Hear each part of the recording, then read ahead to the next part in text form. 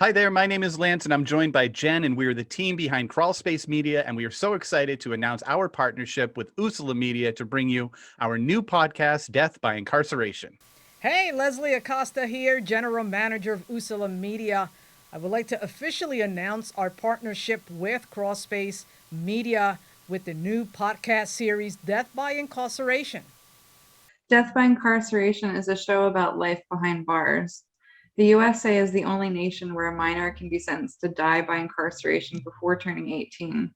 A minor can't vote, can't serve in the military, can't drink or smoke, but they can go to prison for the rest of their lives.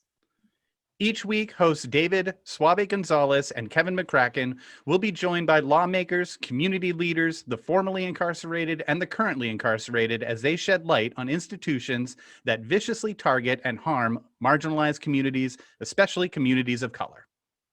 You can look forward to new episodes dropped every Tuesday and Death by Incarceration companion videos released by Usula Media on YouTube.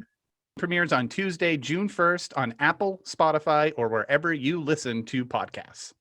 Thank you so much for listening to and watching Death by Incarceration. To check out the podcast series, you can go to usulamedia.com or you can go to crawlspacemedia.com. In addition, you can go to the Death by Incarceration YouTube channel or you can go to the Usula Media YouTube channel. Check it out.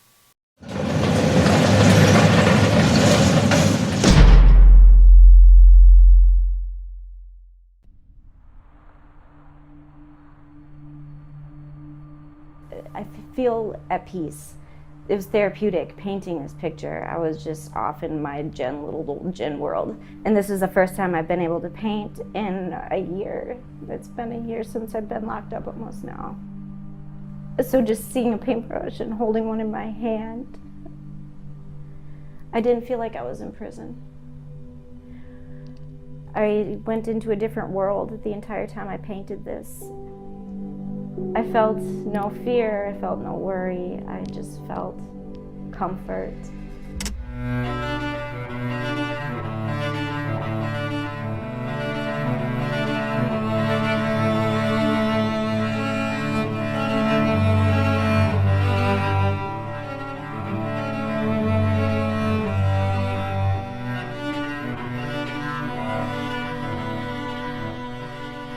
Welcome to Season 1, Episode 1 of Death by Incarceration. We're excited to share our powerful interview with Dr. Nicole Fleetwood, Professor of American Studies and Art at Rutgers University. Dr. Fleetwood is a longtime proponent of decarceration and is an abolitionist.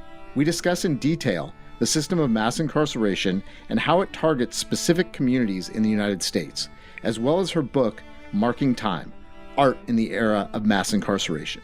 Each episode this season will feature a call to action, something simple that individuals can do to change the current systems of oppression in the United States. This week, we strongly encourage each citizen to vote for candidates that make a point to push for decarceration and reform as a part of their policy platform. Please listen each week for your call to action, and thank you so much for listening.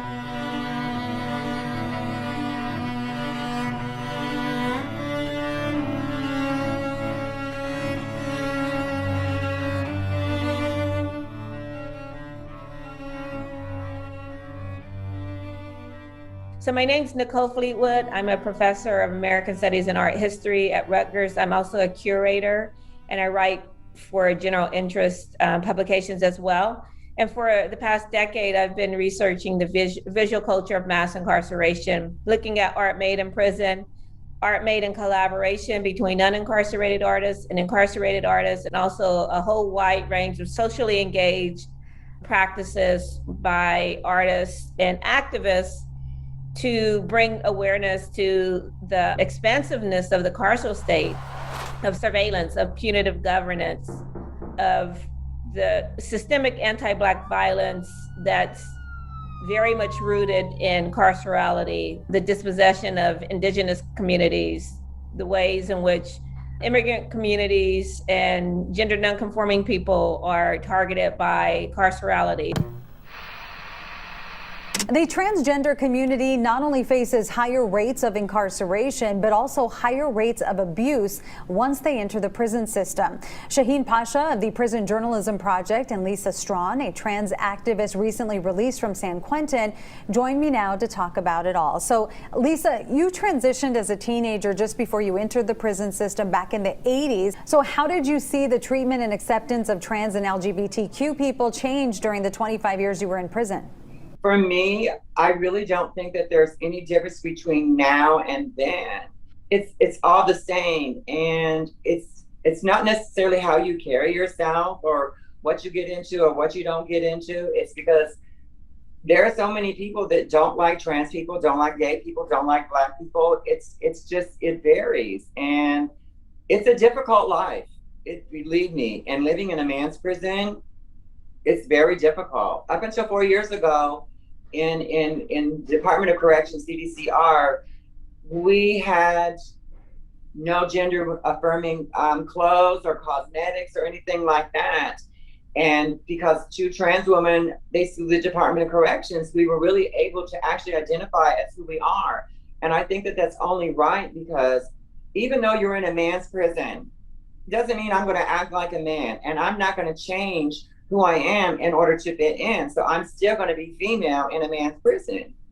And a lot of people were really furious when this took place, when we were getting the clothing. I mean, people were like, well, why do you guys get this? And I'm like, well, if you guys stuck together, you probably have more things too. Stop bitching about things, about what we have. Women, trans women were raped, attacked, victimized in order to get the things that they have now in prison. It wasn't just like they woke up one day, well, this is what I'm going to take on. No, they went through hell, and they're still going through that in these prisons. They still are. Thinking about how prisons and the broader systems of punitive governance target the most marginalized people and continue to, produce their vulnerability, or what Ruthie Wilson Gilmore says, premature death. And so that's been, the heart of my research, but thinking about art's role in both documenting prisons and carcerality, and also in refuting the goals of prisons, which is to render people invisible, to isolate, to separate them from everyone and everything they love. And I think art becomes this important vehicle for collaboration and for community building. And I started doing this research. As you mentioned, I went to graduate school at Stanford. And during my time at Stanford, and even before I went to Stanford, I was involved in a lot of community-based art practices in the San Francisco Bay Area, especially in the Mission District. I also worked with Southern Exposure, running their arts and education program, including a photo workshop at McClymonds High School in West Oakland. So doing a whole range of collaborative projects with youth that engage art and activism. So this research definitely connects to that earlier part of my life, but more, it even goes back earlier to growing up in Southwest Ohio in a working class Black community that in the 80s and 90s experienced the devastation of deindustrialization, of the closing of a lot of the steel mills and manufacturing companies that had employed them for generations. At the same time, you saw a rise in the war on drugs and just very aggressive, punitive policing that targeted, my cousins, my neighbors, people I went to school with. And over the course of growing up in the late 80s and early 90s, just seeing so many of my neighbors in a relatively small community just being erased from the streets, just picked up, disappeared, and many of them never to return. You can't be a Negro in America and not have a criminal record. Martin Luther King has been to jail. Queen James Farmer has been to jail.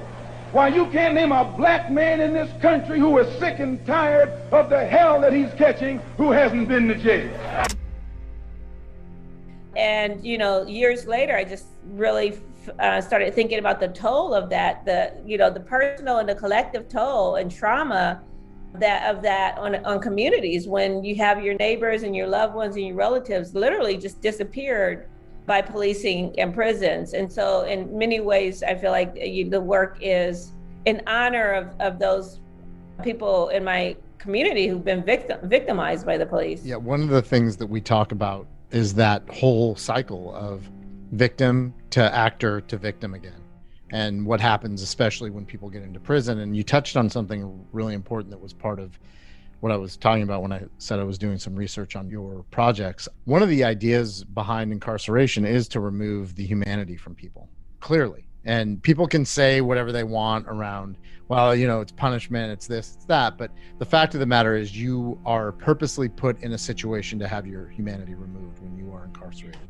And so when you give people the ability to express themselves through art, it really removes that. And maybe talk a little bit about the changes that you've seen in, you know, during the progress of your research in this project in incarcerated people that have been exposed to and then kind of taken that art and used it as a self-expression and an expression on the situation that many people find themselves in, and you know, maybe as some sort of amends for what, you know, you're being able to reach back and help some of these targeted and, you know, and erased and disappeared people to come out of that. Right. And I mean, there's so much in there that, Kevin, that you've asked and you said, so I'll just, you know, I'll address parts of it, and please do, you know, interject if there are other areas that you want me to discuss. But one thing that it's important for me to say and for you to include is that I don't think anyone, anything, any system can take people's humanity away from them. I think that systems will try to dehumanize people. And I think the root of struggle is the refusal to be stripped of one's basic humanity, of one's being alive, of one being a sentient being, of one breathing, thinking, loving, you know, doing all the things that we take in, we excrete, we want, we touch. And so prisons do exist to try to turn people into non-people. And I think that's where struggle arises. And I think built into the prison is the struggle. I think your sociologists blow up the fact that in the Negro community is the most crime, the most dope addiction, the most prostitution, the most juvenile delinquency, and the most mothers, unwed mothers. And this is a curse in our particular society. And I was a part of that. And but after hearing the teachings of the Honorable Elijah Muhammad, I was able to pull myself away from it, along with hundreds of thousands of other black people in this country who were in that same trap, who have also pulled themselves from it. Is it true that you have a prison record? Definitely. I was in prison for 7 years. It was in prison that I first heard the teachings of the Honorable Elijah Muhammad. And I might add this: the prisons aren't set up to rehabilitate Negroes. They're set up to perpetuate the criminal tendencies of Negroes. And it was only after all of the penologists and sociologists had failed, Mr. Muhammad goes into the prisons and takes men like me and others and is able to straighten them out just by teaching them the truth and restoring their racial consciousness, racial pride, and racial dignity. When you hold people captive, they struggle. When you remove people from everything they know and love, they struggle, right? And we hear sometimes people talk about, you know, well, people who've given up hope inside prison. And I fundamentally believe that as long as people are living and breathing, that there is some type of struggle, whether we see it or we understand it. It could be completely interior. That is an assertion of their life, of who they are, of their humanity. I just want to say that really clearly, that I don't think prisons actually succeed in turning people into non-people, into dehumanizing people, but that they produce countless practices of dehumanizing. But I want to separate dehumanizing from actually taking away the humanity from people. Does that make sense? Yes. So the system is a system that is about dehumanizing, and that's the struggle. You know, I say this, that you said a whole lot that resonate with me personally as a former juvenile lifer and an artist, that, and I always said it, art saved my life in prison, because when I discovered art, that was the day that I started to resist the injustices the system was committing inside the prison, such as stripping naked, and, you know, every time the guard get an attitude on the street, you know, I started to resist that with art. And it came to the point, and you probably know this, Nicole, that in Gratisville Prison, 16 lifers recreated what's called today the Mural Arts Project. And we managed to paint 56 murals from inside the prison. Right, yeah. All lifers. Yeah. And what that did in the prison was, we took a prison that was notoriously known for violence and drugs, and we converted it into an art institution to our benefits. Right. Because the people that was involved with the art project in the prison, like, we was treated like kings in the jail. Like, and it was so messed up, because we used to see other people go to the visiting room and got to go through this process of getting stripped naked and having your private part exposed to another man. But yet when it came to the artists, the guards would be like, "Go ahead, artiste, go ahead, we know who you are," right? And I used to always tell them, "Nah, I'm one of them. You strip them, you got to strip me too," right? Just to make a point where, don't think because I paint murals that beautify your community, right, I'm one of you. I'm not. I'm with the struggle, right? And that's the power of art. Jail cells might be the last place you'd expect to see Shakespeare or hear poetry, but the arts are making a comeback in California's prisons. The California Arts Council today announced it signed 7 groups to provide art instruction in the state's correctional facilities. David, what does art do for inmates? Changes them. Convicts basically are locked in a cell. It's the size of your bathroom with another person, and they're locked up sometimes 23 hours per day, and you can't touch a convict. So this is like one of the only humane ways for them to express themselves. Many of them have never created things. So we've had convicts who have start to create, and then they debrief. They leave their gangs because they don't want to become gang people, because they saw another side of life. And what is their reaction to it when they first receive this kind of instruction? I've seen a guy cry. You know, I mean, he was treated poorly all of his life, and he created something, and it was perhaps the only time someone said that he did well, and he cried. So David, does it lower recidivism rates as well? Yes. In fact, last Tuesday, two days ago, we had a large riot of 290 inmates, and that's at Calipatria State, and they don't have an arts program. People have to express themselves, and if you don't bring in theater or something for them to express themselves, they're going to be doing it in other ways. When I came home, I remember I became an Art for Justice fellow, and we all met in the restaurant in Philadelphia, and you was there, right? I remember that, yeah. Yes. And we did that event at, that symposium we did. Yes. And I always tell people, like, up to that point, you was like the only professor that I have met that has taken an interest in art. And then I was so appreciative for the way my friend Russell Cray was speaking about you. Mm-hmm. He was like, "Man, y'all gotta meet her. She's dope. She's from Harlem." I mean, like, to me, it was like, wow, here we have somebody that appreciate the way we survive inside the penitentiary. Because it was hard as a child going into penitentiary and a prison with grown ass man, and we were just child, right? So we had to survive, and our survival skills came through art, right? We managed to be like a class inside the prison where even the people that got in trouble used to tell other people, don't mess with the artists. We need them to draw. Because when people went to solitary confinement, they reached out to the artist. Can you do a card for my son? Can you write a card? You know, so to me, art was my way of transforming my life. When you came out with the book, and I seen so many artists that I know, I cried. I really did. Oh, that's beautiful. I was like, beautiful. damn.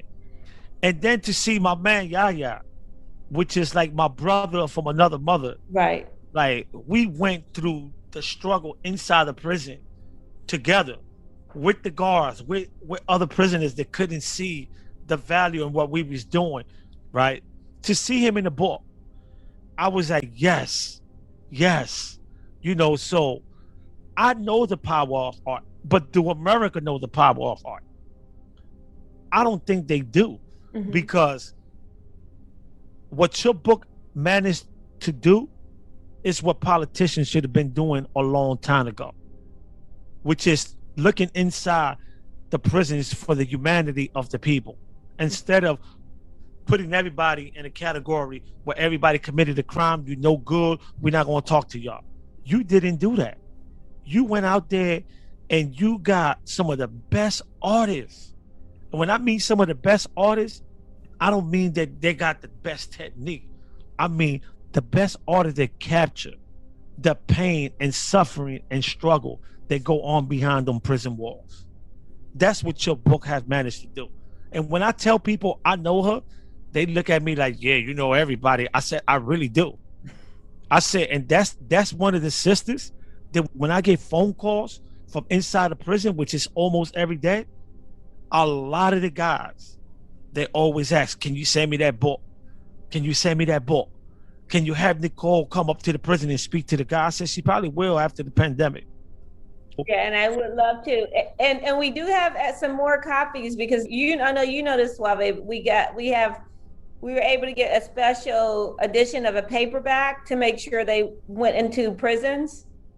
Right, and I bought a couple of copies, but I'm definitely going to get a couple of more paperbacks. Okay, so yeah, let me know if you know of people who want to receive them. We can tell me offline so I can get the addresses to the press to make sure they're yes. out. But I just want you to know, man, that you caught humanity at its best.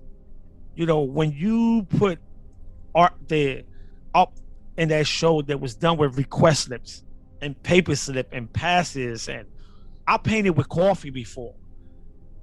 You know, I've done pictures with coffee, with sand. Yeah, and I've seen some incredible works with like you're right. Some of them are really incredible, right? People just don't know what's even possible within such otherwise horrible, austere, just depressing conditions that people create a new world for themselves. But most of all, I appreciate that your book has managed to bring people that otherwise would not listen to the issue into the conversation. And that's the importance of your book. Like, there's a lot of people that don't want to hear the politics of mass incarceration. To them, it don't exist. Everybody in prison deserves to be in prison. Yeah. But I had spoken to people that had read your book, and they was like, wow, there is a lot of great talent in prison. Oh my God, I didn't know this happened. And I'm looking at them like, okay, if it took an art book to do that, let's have that conversation now. I spent several hours at Pelican Bay. I heard about one of the programs the prison offers, a podcast, which intrigued me. After speaking with officials at the prison, they say these programs have actually reduced violence there. So here's one of the stories I took away from my trip to Pelican Bay State Prison. When you live in a hopeless life, you just don't care. Hundreds of inmates hoping for that second chance. It's not anything positive to be in prison. Like, we're here because of the choices we made. Level 4 inmates are in their cell 22 and a half hours a day. It's all cement. The inmates allowed 6 cubic feet. Others have the luxury of the outside. Some have a view through a window. Over time, I say from the time I was 17 in here to now, I'll be 31 next Tuesday. it's a completely different state of mind. It's like, man, I don't even want to do that no more. I don't want to see no violence. The idea of freedom for these men can be electrifying, but freedom could bring new challenges. A lot of the inmates that are in are going to be on the outside one day. And with them being on the outside, they need to be able to understand how to act on the outside, not just lock them up and throw away the key. So the prison offers a plethora of programs for inmates to work toward rehabilitation. Programs play a big part in it because it gives you a more of an incentive to work towards something, to where we have an incentive now to work toward rehabilitating ourselves. Some light at the end of the tunnel. Exactly. One of the programs is an audio journalism class funded by the California Department of Corrections and Rehabilitation. But to get access to these guys and their stories. Instructor Paul Kritz brings inmates an outlet to use their voice. Story, outsider narrative, here's somebody on the fringes of society, all those assumptions, all the blah, blah, blah. I came in the first day and was presented with something really unique. The prison now has their own podcast called Pelican Bay Unlocked, a group of 15 men who call themselves the Men in Blue, a color they wear every day. The podcast's purpose: to give other inmates hope. Somebody asked me, why am I doing this program? I have an LWOP. I have no chance of going home. What's an LWOP? Life without possibility of parole.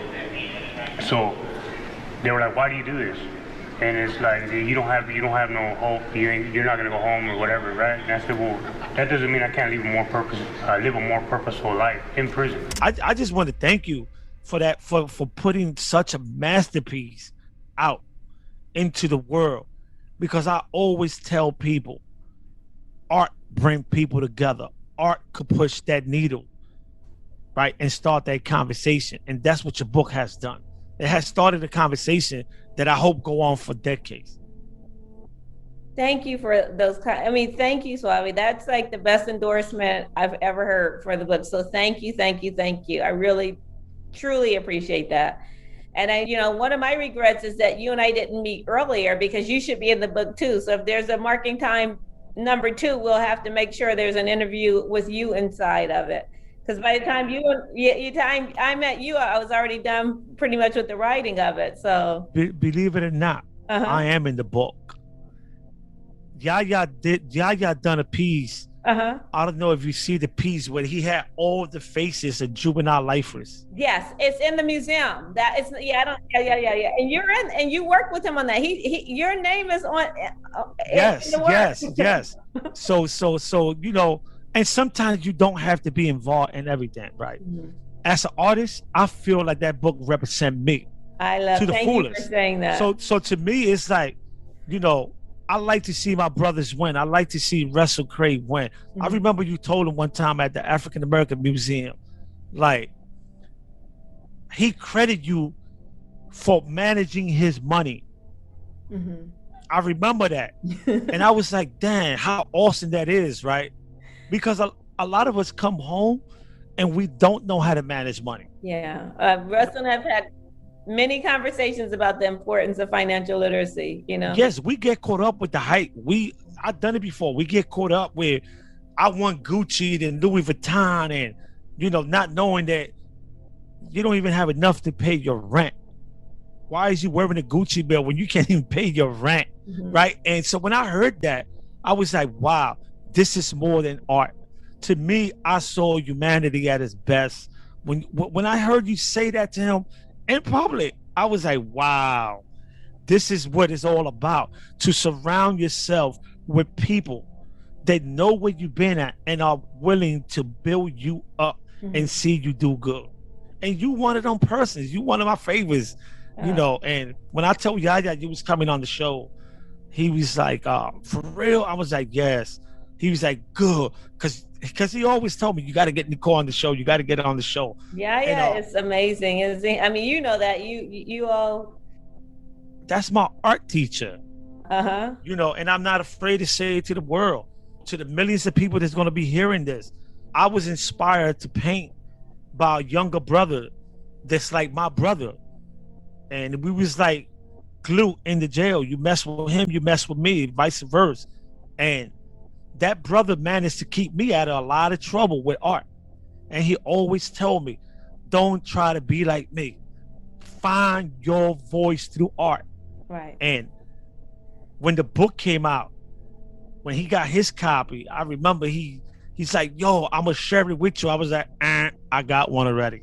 Like, I know people in the mural art, so I got one. So to me, that book is about humanity. It might be some beautiful work in there, but it's about humanity, how these brothers survive in the prisons. And the people need to know that not everybody that go to prison is bad. Not everybody that go to prison don't have talent. A lot of us make mistakes, and we pay for it dearly with our lives, especially the juveniles. Yeah. I mean, basically, especially with juvenile lifers and with life without parole for someone, which we know is now unconstitutional for people under the age, for minors, but it really is that whole system of treating youth, targeting youth for all the failures of society, right? It's like placing all of society's failures, the lack of support systems, the ways in which poverty is structured so that intergenerationally people cannot survive. They can't thrive. They're literally just getting by, right? All of that is creating a system that's reproducing itself. And then, especially in the 80s and 90s, the people who were targeted with all those failures were the people who needed the most support. And these were largely young Black and Latinx boys and girls who were completely already under-resourced. The school system had failed them. I mean, just so many multiple ways that people had been failed and set up from day one to be criminalized, to be brutalized, to have suffered from all forms of abuse before they even get into the hands of the police officers. And you know what? I'm one of them kids that the system failed because I was told all my life that I was mentally retarded, that I would never learn how to read and write, that I would never amount to nothing. And here I am, I go to prison at a young age and I found art. And I failed in everything I tried in life before prison. I tried selling drugs, I failed because I got locked up. I tried being a gangster, I failed because I got locked up. The only thing that I thought I was good was art. That was the only thing that I haven't failed yet, because I had great people around me telling me, you know what? Your art speak the truth. Don't be like me. Because I used to always try to be like real technical. I was like, no, that's not true. Just create it. And I tell the people, you never know. You never know. And when I created art, I didn't create art because I wanted to. I created art because I had to. Because you had to. I had to. And Suave, you just said something that to me I feel like is the power of, like, if I learned one thing from this, working on this book, is that art is not, people say art is a luxury. No, art is a necessity. Yes. People have to make art, especially people in conditions like people being held in prisons, right? And you also said something else that was really powerful. I remember writing in the introduction and just talking to, a lot of your friends like Russell and Yaya, and also Jared Owens, and the idea that what society had thrown people away and told them they were a failure, and using that idea of being a social failure to take all kinds of artistic risks. Because you've already been labeled, quote, a failure, then it's like, you may as well risk it all in the service of making art, yes. Right? Like, put it all at the table. Yeah, you may as well just totally bury your soul, just take the biggest risk possible, because what else is there to, like, what's going to happen? You're already in prison, right? So you may as well take as many chances as you can to create and to beautify and to express who you are.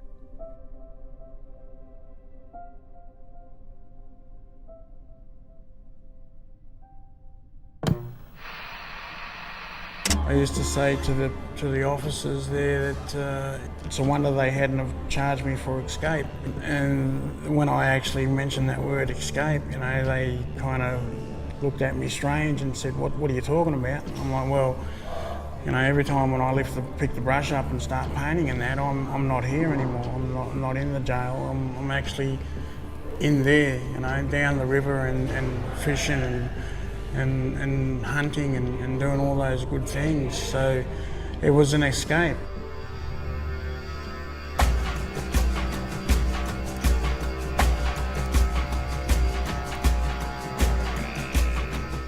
Confined is an exhibition showing not only art, but rehabilitation and reform. It's quite unusual. Most of the works have been made within the prison environment, either in a prison cell or within an educational room in a prison. The Torch works with Aboriginal inmates at prisons across Victoria, helping them to reconnect with their culture through art. So Ray, tell me about what being in the Torch has meant to you. It's absolutely put me on the path to a better life. Being through the program and being on the other side and seeing how things are ran, and just the support that you get from Kent and everyone else that's part of the Torch program, it's just, my future's only going to be a lot better. Raymond Young's future is already looking good. He's an award-winning ceramicist with work purchased by the National Gallery of Victoria. You know, these are my markings from my mob in Gippsland, the Gunai people, and they represent 4 clans in the area that I'm related to. As well as connecting to country, there are more practical considerations too. The Torch was launched as a pilot program, and an external assessment deemed it a success at reducing rates of reoffending. Artists have come out of the program, long-term offenders. One fellow in particular, he said to me, you know what, everybody looks at me and says to me, you're the artist, aren't you, brother? I love those paintings of yours. He said, everyone just used to look at me and you know, there's the fellow who's always in trouble, that's the fellow, the uncle who's always in jail. And for the first time, prisoners taking part in the program are allowed to sell their work from behind bars. Aboriginal prisoners taking part in the program will receive a portion of the money straight away, while the majority will be held in trust until their release. Interest earned on the trust accounts will be paid to victim support groups. They can earn sufficient income to be independent so they don't reoffend. And the sad thing about the Indigenous community here in Victoria is over 50% reoffend. Now we're seeing with this program already, there's only been 1 or 2 who've reoffended. What we was able to do with art was educate the community on what's going on in the prison. At that time, the prisons in Pennsylvania had stopped the media from coming in. So there was no media going into the prison. Nobody knew what was going on. Yeah, Pennsylvania has one of the worst systems. Pennsylvania has just terrible prisons, right? I mean, when you're being compared to Louisiana, you know there's something in terms of like prisons, right? Like juvenile life. It was bad. It's just bad, antiquated, bad. So they stopped the media. Mm-hmm. But the only thing that we was able to send out the prison, guess what it was? Art. It was art. Yeah. And having that great relationship with Mural Arts during that time, it definitely helped facilitate. Absolutely. That. Yeah. So we was putting our message in art. We was putting brutality, institutional racism, sexual assaults that was taking place in the prison from guards to inmates, and we was putting all that in art, and the prison wasn't even hip to it. Yeah. They only became hip to it when other prisoners start talking about, you see what they're doing? You see, oh my God. So then they try to censor. So much of it was under the radar, right? Like they just So then they try to censor what kind of art we was able to put. Mm-hmm. But it was too late by now, because by now we had the Mural Arts. And for those that don't know, the Mural Arts is a program that we started in SCI Gratis for almost 20 years ago, 17 lifers. And we decided, since you don't want to let us talk to the media, we're going to do murals for the city of Philadelphia. And through the Mural Arts, we raised millions of dollars in grants for these murals. Yeah, you really did. I mean, like Mural Arts know that they're in so many ways they're totally I mean, they wouldn't be what they are without the work that the labor and creative vision. They probably won't acknowledge it in public, but I will, that we put our life in the line for the murals. And we created some of the best murals that the city have right now. People probably walk through the murals, don't know that they came from inside a prison. Lifers. And I always tell people when I see the murals now, you know who did that mural? Oh, the mural artists. No, we did. They were like, for real? Yes, we did. Because to me, you know, that's like my resume in the art world. That's my resume. It absolutely is. And if you really think about it, it's those works get seen by a bigger public than most artists ever get as an audience. Like you know, your work gets seen by thousands and thousands of people daily passing through the streets of Philadelphia. Yes, you know, and now with your book, I think that people understand that, especially with Yaya, and I say Yaya because Yaya became the first juvenile lifer to have an art in residency at a district attorney's office. Right, yeah, it's huge. As an artist, you know, think about that, people. That's like a juvenile lifer after 28 years coming back home, and 6 months later he's working at a district attorney's office, creating art after 27 years in prison, right? Creating art, you know, like the same artistic skills that got him through all the pain in prison is now being used to educate prosecutors across the country.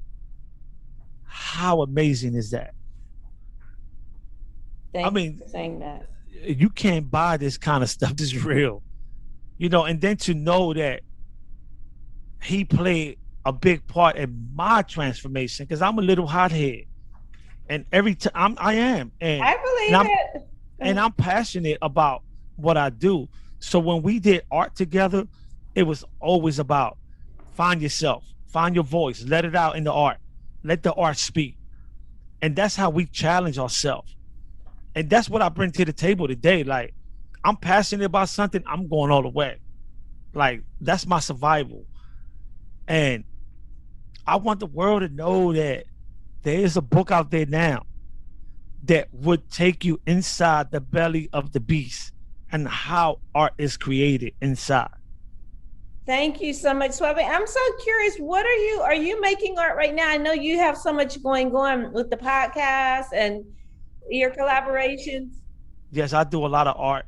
I'm signed with a gallery, Morton Contemporary Art Gallery, and I'm doing a lot of art. I'm preparing for my first gallery show. Is it gonna be in Philly? Yes. So I'm definitely inviting you. What's the name of the gallery? Can you just shout it out? Yeah, Morton Contemporary Art Gallery. Okay. And so, is that going to be this year? Hopefully, yes. And I would love it. You know, we should do an artist talk when your show opens. Absolutely. What I do, I connect you with the art people just to make sure that they know who you are and have you book already. But my thing is to bring, I'm gonna include a lot of the pieces that was made inside. Right. I'm also going to include like pieces that I've done after, because the subject has changed a little bit, not a whole lot. But I also want to include other people that are still inside, because we could never forget about that voice. We could never forget about the voice. It's not even about me no more, because I'm home. I'm somewhat free. Not all the way, because I'm on lifetime parole. But I'm somewhat free. Right? Like how many people come home and then they still dealing with that? So my mission is to really help other brothers come home. You know, but I got one question for you, and I'm sure Kevin got another question. What do you think about lifetime parole for juvenile lifers that the Supreme Court already deemed unconstitutional to put in jail for the rest of their life? What do you think on that? Yeah, and you and I both know one of the sickest. I mean, first of all, it's cruel and unusual punishment. Period. I think it's horrible, and I think it just shows how vicious, anti-human our prison system is that we would even create that as a sentence. You know, the US is one of the most punitive places in terms of nations, right? In terms of doling out prison sentences to people. We have some of the longest and harshest prison sentences on the planet. Think about this, for policymakers to even be able to rationalize the idea of, one, locking a 14-year-old up as an adult, that in itself is so sick to me. It's beyond unethical. It is like literally a death machine. And then to, on top of that, say that people under the age of 18 should be locked up for life without parole, without the possibility of ever being released, is again beyond sick. It's a death machine. These are systems that are literally meant to capture and kill. And these are slow deaths that they're basically doling out to people. And I think what's even sicker on top of that is, once you know this to be true, once the Supreme Court ruled that unconstitutional, life without parole for, you know, people who are minor, you have states like Pennsylvania that continue to fight to keep people in prison with that sentence.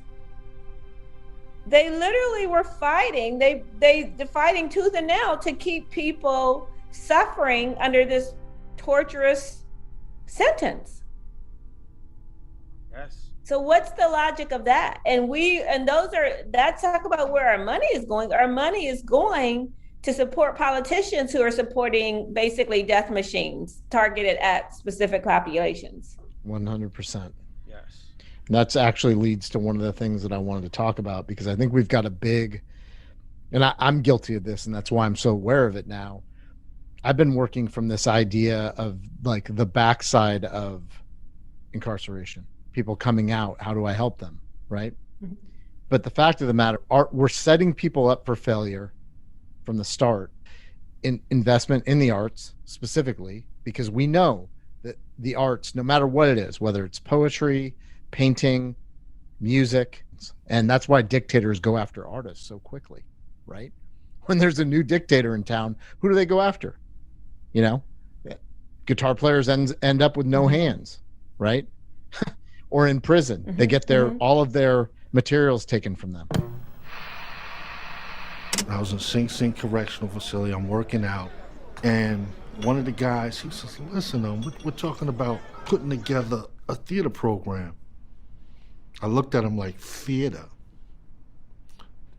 We are in a maximum security facility, and you want me to run around and type something about to be or not to be? I said, bro, stop playing with me. At first, I was a little skeptical about it because they was asking me to do things that I wasn't comfortable doing, like taking the mask off my face, you know, and being me. I presented that hard front.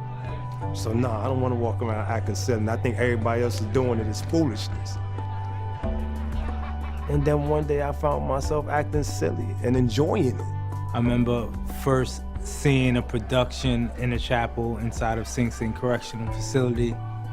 I'm confused. How would you know where the men's mess hall was if it's not in this book? As I'm sitting there, I'm starting to recognize people. I said, hold on, I see this guy in the gym. I see this guy in the yard. These are prisoners up here. I said to myself that I have to be a part of this program.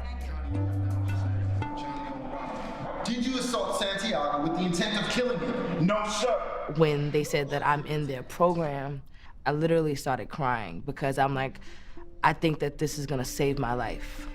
How do we as a society start to heal that? You know, and I know that it's a resource question, but it's also a question for our communities, and how do we really get in there and start mentoring some of these youth into programs where they can express themselves and get all this trauma out, because it's in their DNA at this point. Right. Well, and Kevin, I am an abolitionist, and you know, sometimes people think that that's like a very abstract, like unrealistic concept, but really it is about building safe, healthy communities that are resourced, that have institutions that actually support the viability of life, not that are reproducing death and scarcity and suffering and poor health outcomes, which is what we're currently living in when you think about what we call, quote, public housing that, we know are often rodent infested places with all kinds of ills that the state literally is allowing to continue to exist in ways that harm not only individuals, but family structures, communities that just create more and more networks of precarity, right? These are systems that are creating more and more precarity. And you have people who are surviving and creating mutual aid societies and doing all kinds of things to create support within. I don't think the blame is on, I don't think the focus is just on like creating a program so that, quote, kids can get out trauma. I think the trauma is systemic. It's a system that is targeted viciously at harming people. I mean, you can't look at the video of George Floyd's murder and think, oh, only if George Floyd had more exposure to art programs. No, that's about a vicious system that, like, no matter where he was, the system is looking for him and targeting him. And so I absolutely believe that it is about the transformation of society and systems that are set up to literally target, kill, incapacitate, reproduce all kinds of harm and vulnerability. I mean, think about what happened in Atlanta, right? And so even, I have had friends who've said, we need to recognize when we find ourselves in horrific moments publicly around very vulnerable people being targeted by white vicious violence. We need to call it what it is. So people were saying we need to stop saying that it's not stop Asian hate, it's stop white terrorism. Stop white domestic terrorism. Stop police forces that are set up to go into neighborhoods of color and treat people like they're at war against them. Those are the things we need to stop. You know what's crazy? And I was just having this conversation today, that I'm hearing in the media that they trying to say this guy had a bad day. He had a sex addiction. It's ridiculous. Right? But I wonder if that was a black man or a brown face, would that same person had a bad day or an addiction? No. He would have been called a monster, immediately labeled a monster. It's like you said, let's stop sugarcoating what it is. It is what it is. Mm-hmm. Some of these institutions are run by people, mostly white people, that have this mentality that I'm gonna run this stuff the way I want it because your life don't mean nothing to me. And this is the way these institutions are run. And they're run that way. And I have to say, it's also not just about people. You can put a, quote, good person you can make a, quote, good person a corrections officer. Guess what? The system is still terrible. Yes. It's still a terrible, vicious system that's set up to fail and to abuse his power. And I'll be the first one. This is not an indictment on every correctional officer or every cop, because my brother is a cop. Yeah, it's about institutions to me. It's about the institution. Like I always said, I was in an institution where the superintendents were liberal. They allow us to do art in the jail, but the staff in the jail was like, y'all giving these inmates special privileges of painting? Are you seeing what they're painting? Oh my God, they're sending hidden messages out. So they would tamper with our artwork. They would try to take our artwork out the cell and confiscate it. They would stop us from sending artwork out or hold on to it for a long period of time if you're doing art shows. Mm-hmm. And I say to that, you could stop a piece of artwork, but you can't stop my creativity. Right. And that's a brilliant distinction to make there. Brilliant distinction. You know, we always said is as artists inside the institution, we own our own humanity. Right. You can't break us. If anything, we could break you because we could paint you in a bad light. And I used to always tell the guards, you don't want me to make a portrait of you because it's not going to be pretty. It's not going to be flattering. It's not going to be pretty. And then if it falls in the hands of Nicole, it might end up in a book. So be careful, right? And believe it or not, artists in any institutions are probably the most dangerous, feared inmates by the administration. And that's a fact. That is like, when it comes to artists, and we used to always make the comparison about of the revolutions that took place in different parts of the country, right? When artists was locked up, we used to always compare that. Right. And we used to always tell the guys, be careful what you paint. Be careful what you paint if you're not ready to suffer the consequences. Right. No, I appreciate you saying that. Absolutely. No, it's the truth. You know, there was plenty of times when I had pieces confiscated, or they do shutdowns, and oh, this is contraband because you use requests and material from the state, so it's considered contraband. We always had to do work and hide our work around the institution. Yeah, exactly. It was like Mandela when he was writing his manuscript in the prison, where he had to hide it different places. For a lot of us doing art, it was like that. Yeah. Especially if it was real political work, we had to hide it, sneak it out, or pay somebody else to mail it out for us. Right. Kevin, any questions, Kevin? I mean, I just heard a lot from the two of you, and specifically Nicole, the idea of dismantling white supremacy. And for those that don't think it exists, I really need to make this point because I think it's really important. You already covered Atlanta, but let's look at Miami Beach. Can you imagine if a bunch of black and brown kids were in Miami Beach rioting for spring break? It's absolutely what true. would be happening right now? I think we've got to see that a riot is the language of the unheard. And what is it that America has failed to hear? I think America must see riots do not develop out of thin air. Certain conditions continue to exist in our society, which must be condemned as vigorously as we condemn riots. How many summers like this one do you imagine that we can expect? Well, I would say this, we don't have long. The mood of the Negro community now is one of urgency, one of saying that we aren't going to wait, that we've got to have our freedom. We've waited too long. So that I would say that every summer we are going to have this kind of vigorous protest. My hope is that it will be nonviolent. I would hope that we can avoid riots because riots are self-defeating and socially destructive. I would hope that we can avoid riots, but that we will be as militant and as determined next summer and through the winter as we have been this summer. Let's be honest. Absolutely. Can anyone imagine what would have happened if a bunch of black and brown people would have stormed the Capitol? They all would have gotten conspiracy charges based on the death of that police officer and be headed to life without parole. An event led by people of color, it would be a very different thing, right? Yes. A Black Lives, yeah. Yep. And so I just want to point those two facts out because we watched as Black Lives Matter did protests all last summer, you know, and made it into demons by the media.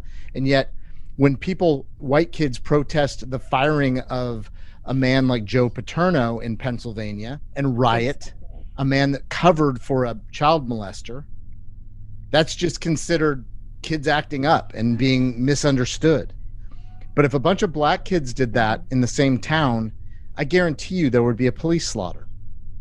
So, you know, I just want to make sure that we're making these points very clear. Someone that has made that mistake in the past as a white person to not understand what dismantling white supremacy really means. And I want to thank you for making that point. And as I mentioned, and Suave just verified, you know, the dictators go after the artists. And the fact that you're bringing such an amazing, shining such a light on these talents and these human beings is truly remarkable, Nicole. And I just, you know, I personally want to thank you. I ordered your book right before this show, and I'm glad that MoMA links the independent Right. booksellers Yes, very important, to right. the buy now feature rather than Amazon. It's amazing. But maybe just really quickly before we close, maybe Suave and I are going to have a little piece at the beginning of every show that's basically Suave's action items. What can we do, just simple, maybe one thing that we can do to support artists in prison to make sure that we're getting their work out and that That's we're a assisting them in fantastic whatever way we question. can. And there's so many things I could say around that. But I think it's incredibly important for people to support, but to do things twinfold, which is support decarceration efforts in their local communities in terms of who they're electing into positions of power, because it does matter who's running a police force, who's the prosecutor, who's doing these works, who's doing this kind of policing, right? And sentencing in their local communities. And at the same time, recognizing that you can work on decarceration efforts and also have your hands involved in creating conditions inside prison that allows for people to have access to education, to arts programming, to good public health, especially in a moment where we know many of the hotspots, COVID hotspots over the past year have been in prisons, right? So it's also being active in organizations and, a lot of nonprofits that are doing work locally to look out for populations of people who have been rendered invisible. And these are prisons, jails, detention centers, shelters, juvenile facilities, foster care homes. All of these are structures that are, to me, broadly under the umbrella of what we call punitive governance. I'm not just talking about prisons and jails. I'm also talking about foster care centers. I'm also talking about shelters and detention centers and all these structures where we talk about congregate housing. Congregate housing often are people, some of the most vulnerable people who are not living, who don't have the option to live in single family homes that they own with a group of people that they call their loved ones. And that's many millions of people across this country. So, Nicole, I just want to thank you before you leave for allowing artists to express their humanity and your platform, and for giving them a voice and a platform. That is important to me because I've been there, done that, and I know how important it is to have a voice, even if it's through art. So thank you very much for your time, and we here to support you, your work, and whatever else you got coming. Thanks. Thank you so much. Thank you for inviting me. And you and I, yes, to more collaboration and conversation, okay? Absolutely. And if you know any case of anyone, an artist or not, in prison that needs to be highlighted, let us know, because that's what we got this show for, to make sure that people in the inside have a voice. So if you feel like I know an artist that needs to be highlighted or he need to get some attention or some help, maybe we could help. Maybe we could reach out through our network of people and get that person some help. Thank you so much. And Kevin, it was a pleasure to meet you as well. Pleasure to meet you. Thank you so much. Thank you very much. Next week, Suave and Kevin talk to Robert Salim Holbrook, director of the Abolitionist Law Center. At the age of 16, I was arrested for being a lookout to a drug-related homicide in my neighborhood. He tells us about life in a men's prison as a child, spending time in Supermax, and the problem with felony murder sentencing. I could probably write a whole book about my experiences going upstate 17 years old. All of the empathy that I had for other people, consideration, you had to remove that because it was about survival. This gripping interview is just one example of how the U.S. criminal justice system ignores brain development science in favor of punishment. I think that people should understand that we're not talking about Salim or Suave. We're talking about your grandkid, your nephew, your son, your daughter. Today it's me, but tomorrow could be you. Because we have a system that is based on perpetual punishment, all of our analysis is driven by emotion, vengeance, politics. Fear. Brought to you by Crawlspace Media, Suave Gonzalez, and Kevin McCracken. Please listen, follow, and subscribe to Death by Incarceration wherever you get your podcasts.